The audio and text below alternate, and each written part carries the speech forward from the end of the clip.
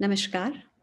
I would like to begin by thanking the India International Centre, New Delhi, for inviting me to speak about such an important part of the heritage of our city, and one with which I have had the good fortune of being associated as a conservation consultant for about 2 decades.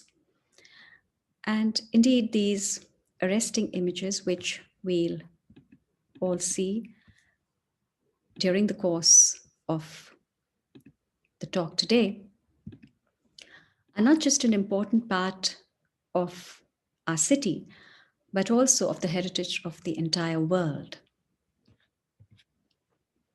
But what would you describe these as? Giant slides? Intriguing pieces of sculpture? And the paradise of an early cubist, as a writer has termed them?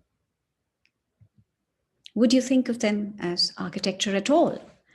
And what style of architecture? Would you agree with some tourists who have described these in the 20th century as a collection of weird buildings contorted beyond belief? These images, as many of us may know, together constitute what is popularly called the Jantar Mantar. The Jantar Mantar is one of the most visible symbols of Delhi. It is probably the most photogenic and certainly the least understood sites of Delhi, repeatedly used to advertise the city's attractions. The structures in it cannot be described simply. Not a fort, not a tomb, not even a tower. Some people even quibble at calling these huge structures buildings. The hesitation in doing so is understandable when you consider that all the famous architectural monuments built before or during the same time as the Jantar Mantar, and even the more unusual pieces of architecture that followed it, are quite discernibly recognizable as buildings. In contrast, these pieces of construction defy any easy categorization. Their fantastic forms have inspired and continue to inspire all sorts of creations, from street art to high art, from national symbols to international ones. These, for instance, are patterns in stone and tile on the walls and floors of the subway opposite the IIT Delhi, photographed in March 2010. Though somewhat simplified and childlike, they are obviously derived from the structures that one may still see at the Delhi Jantar Mantar. And this is a special 2 rupee coin released on the occasion of the 1982 Asiad. It has a simplified view of the Mishra Yantra, which is associated especially with the Delhi Jantar Mantar. This yantra was also the logo of the 9th Asian Games held at Delhi in 1982. And this is an image from an article in an architectural magazine published from London in 1935. It shows a structure erected in the early 19th century in a pleasure park near Paris, which the author believes, and I quote, was certainly designed from an illustration of the Mishra Yantra, end of quote. Incidentally, the famous artist Anish Kapoor also professes to be mystified as well as greatly inspired by the forms of the Jantar Mantar, especially the Mishra Yantra, though he calls it the Shri Yantra. The Jantar Mantar also figures in many of the drawings, paintings, and photographs by European artists who visited India from the 18th to the 20th centuries. Notwithstanding its evident popularity and repeated representation, the Jantar Mantar has always been somewhat of a mystery. Before I try to unravel some of this mystery, let us orient ourselves correctly. This is the view from the present-day entrance to the Jantar Mantar site. However, if you were a resident of Delhi in the 18th, the 19th centuries, or if you were a European visitor who had come to record it for their catalogues of drawings and photographs, you would never have seen the Jantar Mantar from this perspective. Where we enter the Jantar Mantar site today is actually the back of the complex. This entrance is only about a century old and dates to the time when British New Delhi was built. If you were a visitor or resident of Delhi in the early 20th century, before the construction of British New Delhi or during that time, you would have entered the Observatory complex directly from the side where the Sansad Marg or the Parliament Street is located today. And in this archival image, you may see a low boundary wall around the Observatory complex with a small gate and railway tracks laid to transport construction material to the Raisina building site in front of the wall and the gate. However, this is also not the original entrance. The original entrance, which, as I surmise from my research and analysis, would have been from the side opposite the present-day Sansad Marg or Parliament Street, from the structure marked as a temple in this map. And this is the Bhairo Mandir, which is still run by priests from Rajasthan. And originally, all this was part of the area of the Rajas of Amber, and entry to the instruments of the Jantar Mantar would have been preceded by entrance to the temple complex, where the users of the observatory would have first paid their respects to the deity and then proceeded further into where the instruments were located. And this plan, of course, which dates from the time of British New Delhi, would not have existed then. And all this area was actually a suburb of Jaisinghpura, which was located on the outskirts of the then capital city of Shah Jahanabad, which was located between the river Yamuna and the boundary walls, which enclosed Shah Jahanabad. But despite the difference in orientation, the commonality between then and now is the fact that the Jantar Mantar has always intrigued visitors as well as residents. And information on it in the public domain has always been scanty, often contradictory, and occasionally incorrect. There is no unanimity about who got it built, when it was constructed, its name, and even its purpose and value. Though originally referred to simply as the yantra, it has been described and called variously through its existence as the Yantra Mandir, the Jantar Mantar, and from the 19th century onwards as the Jantar Mantar. Its purpose and value are equally disputed. Some people consider the Jantar Mantar as an integral part of the scientific heritage of the world. Others dismiss it as a whimsy of a king. Some writers suggest that they are not instruments of astronomy at all, but are tantric yantras. Of those who do recognize them as astronomical instruments, some say they're nothing more than copies of the instruments at the 15th century Samarkand Observatory. Some think they're pure developments of the Hindu school of astronomy, and others claim they are completely inspired or derived from Persian and Greek schools of astronomy. Even the date of construction is disputed, and there are conflicting accounts about who got these structures built. This, for instance, is the cover of the graphic version of one of the Feluda mysteries, written by Satyajit Ray, the famous film director. In this particular episode of the story, Feluda's companions, his cousin Topshe and his friend Lalmohan Ganguly, have come to the Delhi Jantar Mantar. While admiring the observatory, they marvel at this proof of Raja Man Singh's royal style of doing things. Now, Raja Man Singh lived about 450 years ago and was one of Emperor Akbar's trusted generals. Satyajit Ray, who was reputedly fanatically meticulous in his research, in ascribing the construction of the Jantar Mantar to Raja Man Singh, probably relied on earlier accounts, such as an article by Sir Robert Barker in the Transactions of the British Royal Society, published in 1777, which claimed that the Delhi Jantar Mantar was built in the 16th century during Emperor Akbar's reign. The historian Dharampal, in his path-breaking work on Indian science and technology in the 18th century, also forcefully puts forward his reasons for believing that the Jantar Mantars were erected in the 16th century.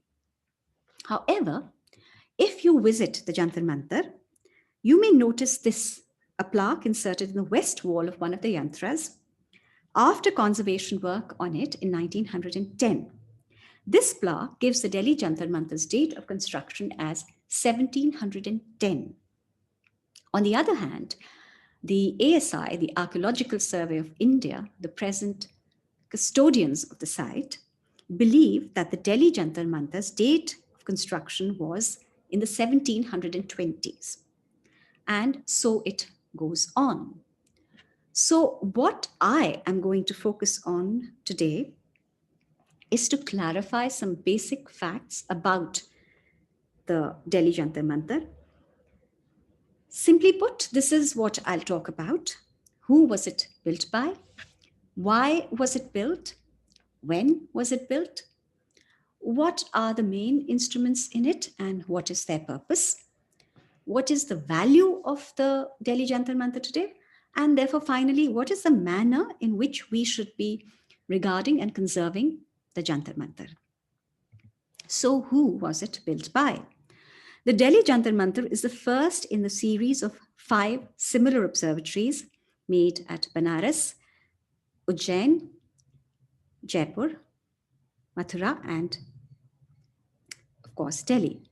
Though some accounts ascribe its construction to the Mughal Emperor Akbar's time and to Raja Man Singh in the 16th century, it is most likely that the Delhi Jantar Mantar, as well as the later ones, were built in the reign of the Mughal Emperor Muhammad Shah and on the initiative of Raja Sawai Jai Singh of Amer, who employed his state astronomers, religious gurus, and expert masons to get them built. How can we be so sure? Well, the first available accounts of the Jantar Mantars by travelers, visitors, or court historians are from the 18th century, during and after Jai Singh's rule. Sawai Jai Singh himself states explicitly in the preface to the new astronomical tables that he dedicated to Muhammad Shah Rangila that he, Jai Singh, constructed in Shahjahanabad several of the instruments of an observatory.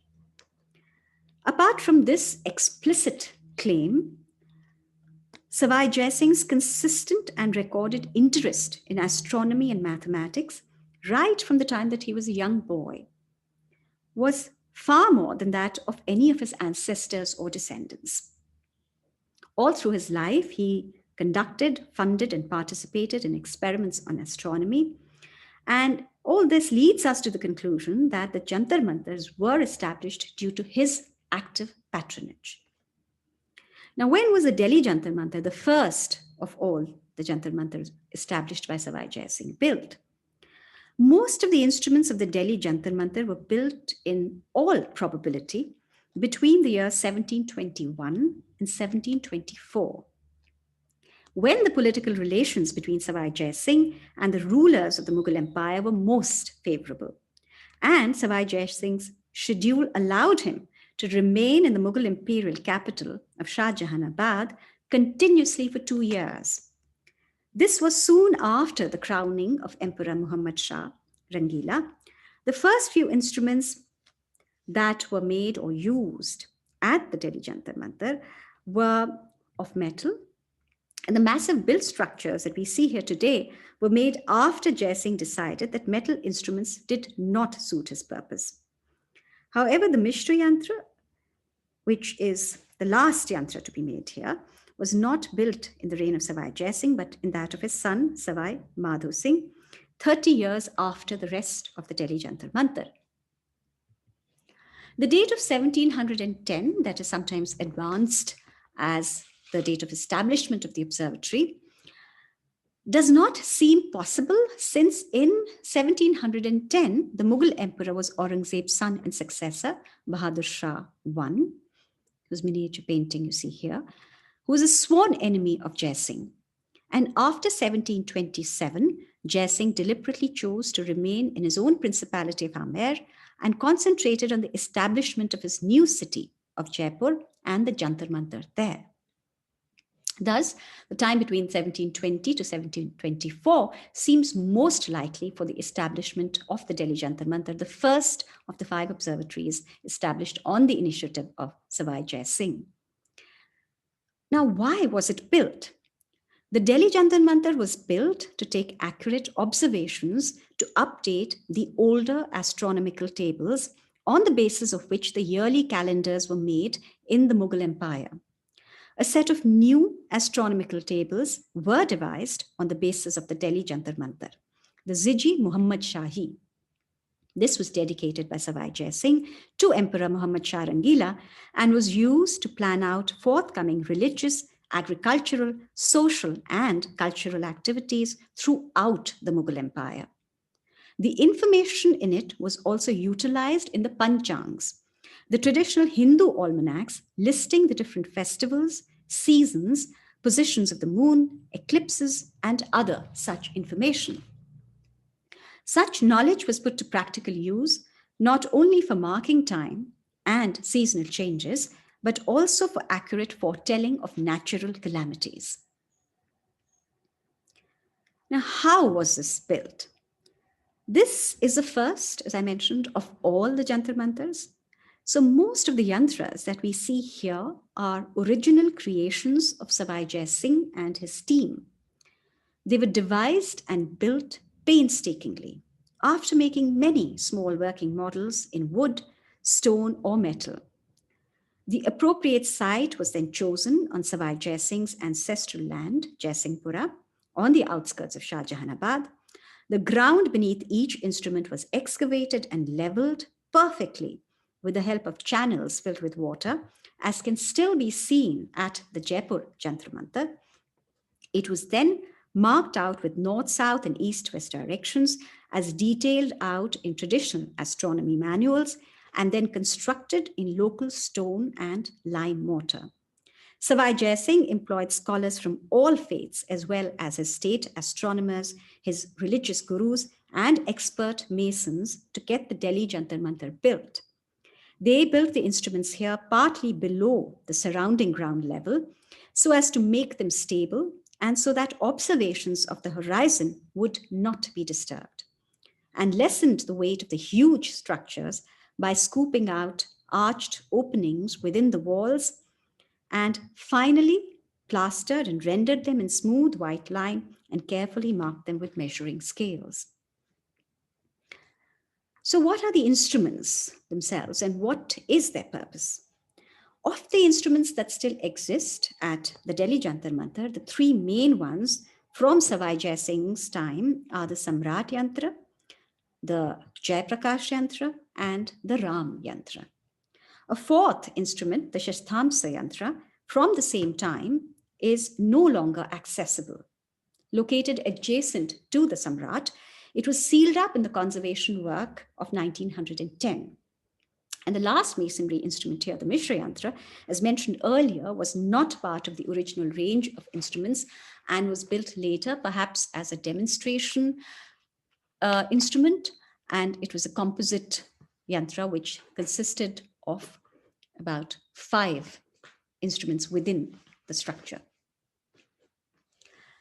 Now, basically, all these instruments were designed to measure solar time or the positions of objects in space. Of the three main yantras, the Samrat, the central and the most imposing, was used to measure solar time as well as to measure the sun's declination. The Jai Prakash Yantra was meant to measure local and universal coordinates of celestial bodies. It also had a secondary function of measuring solar time. The Ram Yantra was meant to measure local coordinates, in other words, the altitude and the azimuth of celestial bodies. With these yantras, Jai Singh's team measured the positions of stars, the moon, and the planets in the sky for about 7 years and recorded exactly when these measurements were taken. They then used these recordings to update older star positions. The instruments at the Jantar Mantar were also important for Jai Singh's personal ritual practices. He not only performed daily yagnas, but also conducted special ones to celebrate major successes or to initiate new ventures, such as the construction of his new city of Sawai, Jaipur. Observational astronomy in India, in fact, can be traced thousands of years back to the requirement for such rituals in the Vedic times. A temple dedicated to the child Bhairo, the Bal Bhairo Mandir, still exists east of the Jantar Mantar. This temple was part of its original area, as I mentioned at the beginning of the talk, and is positioned in line with what I surmise to be the original entrance of the observatory and its most important yantra, the Samrat. In the larger cultural context, in the 18th century, all over the subcontinent, not only were religious events scheduled on the basis of such sightings, but also there are recorded instances of dates of important political and administrative events being deferred or preponed by the Mughal rulers based on the prediction of eclipses and positions of the new moon. I'll briefly describe in a simplified form one of the functions of the Samrat Yantra, the largest instrument of the Delhi Jantar Mantar, and the second largest equinoctial sundial in the world, and the oldest such sundial in the world. So the main function of the Samrat was to measure solar time, and it tracks time through the apparent movement of the sun. How does it do so? Well, basically, the yantra is made up of a right angle triangle at the center of a semicircle. The triangle is aligned north-south and is inclined to the ground at the same angle as the latitude of Delhi, 28 degrees 37 minutes north. The semicircle is perpendicular to the triangle and thus to the Earth's axis, making it in the plane of the equator, and thus the name equatorial sundial. During the day when the sun shines, the shadow of the triangle falls on the semicircle. Just as we read time on a mechanical clock or a watch by observing the positions of the hands of the clock or watch, similarly, we can read time from the Samrat during the day by seeing where the shadow falls on the semicircle. The difference is that the Samrat is a huge clock. Its triangular part is as high as a modern 7-story building, and its semicircle is correspondingly large. So instead of putting this clock in our houses or wearing it on our wrists, we actually climb up it and read its divisions to see what the time is. Since the sun appears to move from east to west in the sky, its shadow moves across from west to east on the dials of the Samrat. The western half of the semicircle, which is the one towards the present-day Parliament Street or Sansad Marg, originally measured time from 6 a.m. to 12 noon. The shadow on the eastern half of the semicircle was meant to measure time from 12 noon to 6 p.m. in the evening. And skilled observers in Jai Singh's time could measure apparent solar time with the Samrat to an accuracy of 2 seconds. Today, most of the Samrat's original markings are missing, but if they still existed, this is how they would have been used. So originally, the two parts of the semicircle were each divided into equally spaced time markings of 15 ghatikas and angle markings of 90 degrees. The topmost point of the semicircle, corresponding to 90 degrees, was marked as the 15th Ghatika, equivalent to 6 a.m. or 6 p.m., while the lowermost point, corresponding to 0 degrees, was a 0 Ghatika, equivalent to 12 noon. These were subdivided such that the smallest time division measured 2 seconds. By observing the position of the shadow edge with reference to these subdivisions, therefore, observers could measure solar time very accurately. Thus, what is the value of the Jantar Mantar today? We must recognize that the Delhi Jantar Mantar, as the first of the 18th century observatories constructed on the initiative of Sawai Singh and containing many original instruments, is one of the most unique sets of buildings in the world. It has immense value as an educational and a cultural resource. Jai Singh wished to spur scientific interest amongst his people and to popularize observational astronomy, not limited to an exclusive band of specialists. So all the instruments that we see here today, though they are very complex pieces of construction, are relatively simple to use once the principle is understood. Programs by astronomers with school children and amateurs conducted at the Delhi Jantar Mantar have shown the success of Jai Singh's premise. No other instruments anywhere in the world can demonstrate the movement of the Earth and the planets with such clarity. No other instruments are so easily accessible to an ordinary person. They are, in fact, particularly suited not just to observe the skies, which is, of course, their primary function, but also to demonstrate principles of spherical trigonometry, physics, mathematics, and geography. They also serve as a reminder that in any time or any age, individuals who have convictions can still make lasting contributions. However, our understanding of the value of the Delhi Jantar Mantar so far has been mainly derived from the largely subjective accounts of science and technology in India by European amateur and professional researchers from the mid-18th century onwards. By this time, it was more than 150 years since the British East India Company had engaged in planned exploitation under the name of commerce, resulting in the loss of much of our traditional scientific and artistic knowledge. Later, when the British Empire became a reality, the prevailing outlook of most researchers also became influenced by their belief in the superiority of their race, culture, and religion. It is with this background that we must understand why such earlier researchers have downplayed or dismissed the scientific value of the Jantar Mantars. In actual fact, with these very same yantras, Jai Singh's astronomers were able to take many useful observations, reveal new data, and correct the errors not just in older tables used in the Indian subcontinent, but also in prevalent European ones.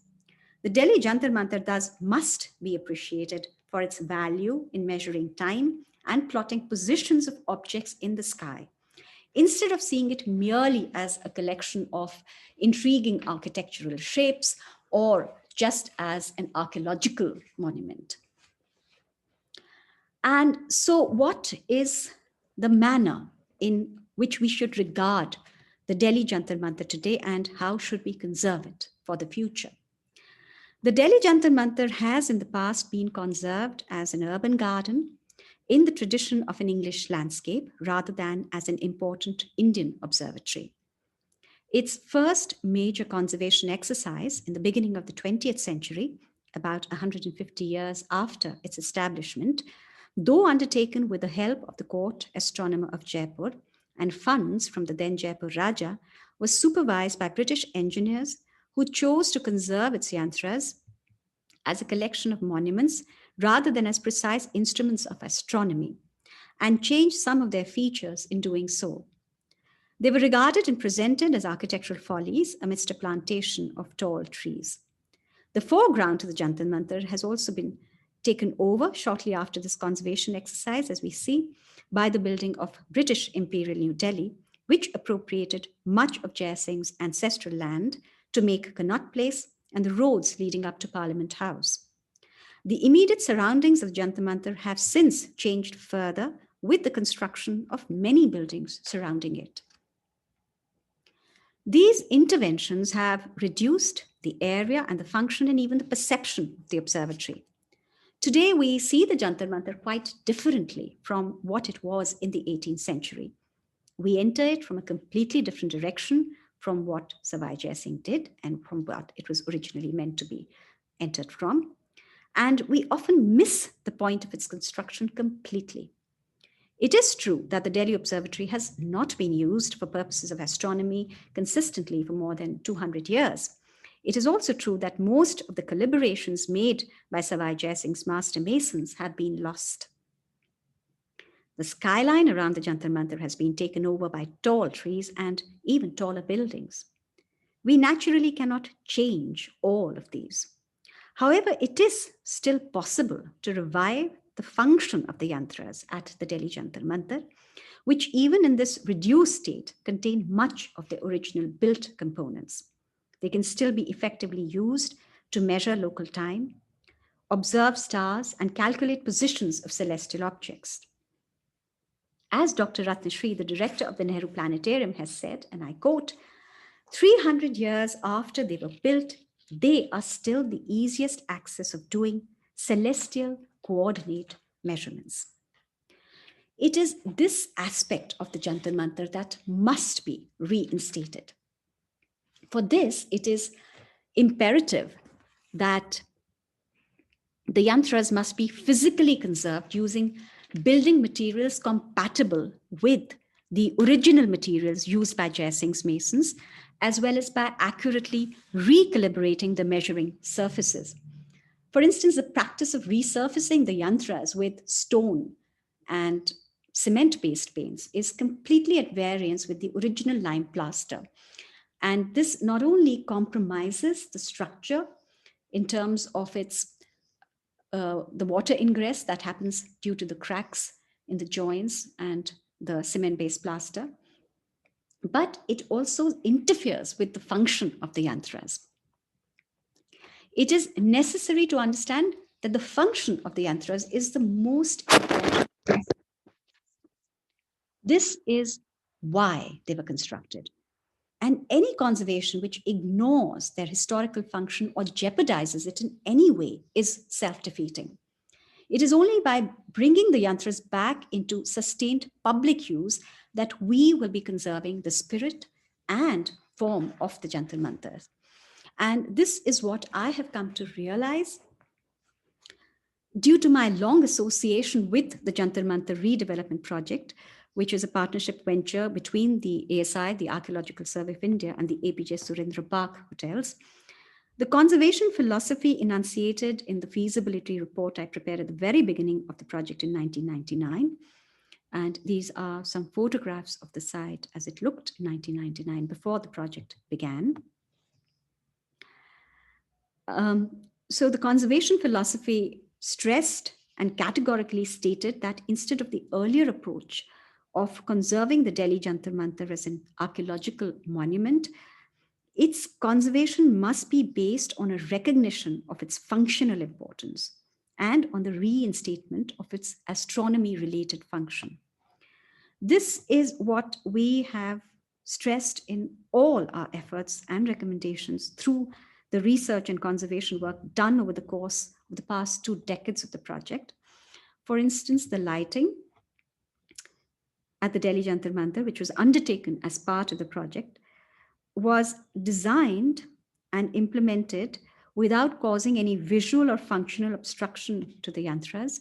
And these very small stone structures that you see are actually the points where the lighting fixtures are housed. And yet it achieved optimum illumination levels, as you can see in these photographs. Similarly, the signage panels were designed to communicate a great deal of essential information to understand the yantras, but with minimal proportions themselves, so that the foreground is not disturbed by their presence or by their installation or by their maintenance. The visitor movement plan proposed in the feasibility report, whenever it is implemented, will also ensure that visitors are led to move around through the planning of the width and the positioning of the pathways around the edge of the site instead of around them, to allow enough visual and spatial buffer to limit involuntary or voluntary vandalism to the yantras. And the landscape design as well was generated from the proportions and requirements of the yantras. It frees up the foreground and recommends plantation that is ecologically and structurally appropriate for the observatory complex instead of the tall Cuban royal palms that still dot most of its area. And as a pilot project within the larger Jantar Mantar Redevelopment Project, it was proposed that the Mishra Yantra, which was probably always a demonstration tool, and which has come to be linked so strongly with the Delhi Jantar Mantar as to almost become its face, should be the first to be reinstated functionally. To this end, extensive preliminary work ranging from plaster investigations to trial excavations to determine the original ground levels and compositions of the finishes, as well as archival research at the National Museum, the ASI Library, and the photo archives, and measured and conditioned surveys of the yantra were done. Public outreach activities involving, among others, the Delhi Planetarium were also planned on a regular basis to allow citizens to experience how the yantras worked and the fact that their function was their most important reason for being established. Though the actual physical conservation of the yantra as recommended in the project has not been implemented, the fact that the ASI is now seeking to restore the functional attributes of another yantra at the Delhi Jantar Mantar, the Jai Prakash, is a measure of the success of the project's objectives in bringing about a change in how the Jantar Mantar is viewed and how it should be conserved. To share the knowledge gained through the project and to guide visitors into the context of the yantras, their function, their transformation, and the astronomy and social and cultural reasons that underlay their establishment, a book which helps visitors to understand all this was also released as part of the project. And the book release it involved and invited citizens of the city so that they could actively be part of this exercise of removing the misconceptions about the Delhi Jantar Mantar and helping to disseminate more correct information about it. In keeping with Sawai Jai Singh's wish that the instruments be used by anyone interested in the study of astronomy, I hope that an awareness of the real value of the Jantar Mantar through all these collective efforts, and perhaps through this talk as well, may move all of us to ensure that we never have a situation where we desecrate or vandalize our heritage in any guise or any form. And instead, we're able to learn from them to discover the many fascinating aspects of our linked universe and ourselves. Thank you for being on this brief journey through the Delhi Jantar Mantar with me and for investigating its historical as well as its functional context and why it appears the way it does today and what we need to do to ensure that we are able to conserve the spirit and form of the Jantar Mantar in the future. I'd like to acknowledge the Archaeological Survey of India, the National Museum, New Delhi, the Victoria and Albert Museum, London, and the Hindustan Times, New Delhi for some of the images used in this talk. I'd also like to thank the Archaeological Survey of India and the members with whom I interacted during the course of the project and through whose help we've been able to do a lot of the work. And last but not the least, the APJ Surendra Park Hotels and Priya Paul, on whose initiative this entire project was undertaken, and during the course of it, I personally, as well as everybody who's been associated with the project, have come to learn so much about these fascinating instruments at the Delhi Jantar Mantar. And I do hope that some of that understanding and that appreciation has been conveyed through this talk, so that all of us may work together to ensure that we are able to use the yantras of the Delhi Jantar Mantar as they were conceived by Sawai Jai Singh and his team. Thank you. Namaskar.